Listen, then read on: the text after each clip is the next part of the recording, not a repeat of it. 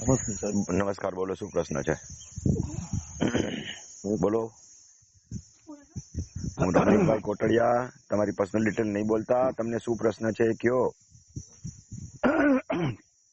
પ્રશ્ન એ છે સાહેબ, મારું ખેતર છે 2008 થી લઈને 2020 સુધી મારા પપ્પા ને એ લોકો સામે વાળા જોડે કેસ લડ્યા છે, મામલતદારમાં, કલેક્ટરમાં. કયા જિલ્લામાં છો? પાદરા તાલુકા, વડોદરા જિલ્લા, આંટી ગામ. ઓકે, આગળ વધો. એ વ્યક્તિએ ખેતર સોંપી દીધું. મારા કોઈના છોકરાઓને એ લોકોનું નામ છે અમારે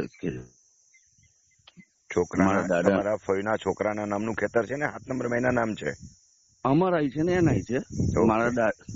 મારા દાદાના નામેથી પપ્પાનું આવ્યું, પપ્પા એક્સપાયર થયા એટલે અમારા આયા. તો ફઈના છોકરા કેવી રીતે દાખલ થયા તમારા પપ્પાના નામે છે? તો કે પહેલેથી હતા દાદા વખત? દાદા મરી ગયા એટલે ફોઈ ને પપ્પા ને આગળ વધો.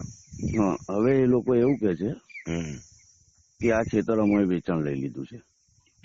મેં એમને કોર્ટ લઈ લા તો તમારી પાસે હુકમનામું તો હશે ને? કોર્ટ કેસ તમારી ફેવરમાં આવ્યો કે એની ફેવરમાં આવ્યો? અમારી હા, તો એ વેચાણ લઈ લીધું એમ કેમ કહે? શેના આધારે કહે છે?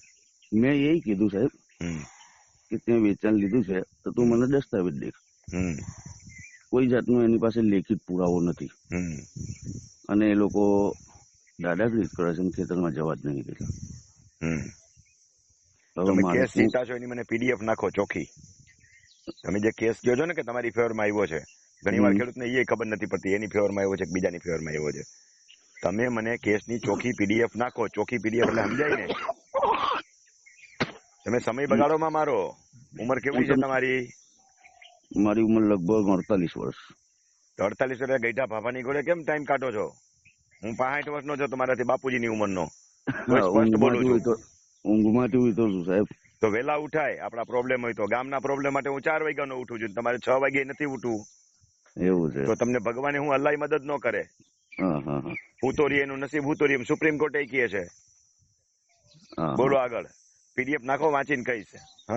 એટલે તમારી પાસે રમણીકભાઈ ને મળવા આવવાનો ટાઈમ નથી. રમણીકભાઈ ફોન કરે તો હુતા છો, તો ગામ ખેતરમાં હું ગામ ગરી જાય નહીં, વેચીએ નાખે. આપણી મિલકત માટે આપણે જાગૃત રહેવા જોઈએ. ટાઈમ સૂરજ નારાયણ ઉગે નહીં પેલા ઉઠી જવું જોઈએ. પીડીએફ એટલે સાહેબ નકલો નાખું? ગામને પૂછો પીડીએફ એટલે હું, મારો સમય વગાડવામાં આવે એટલી નો ખબર પડતી હોય તો. ઓકે ચાલો નાખી.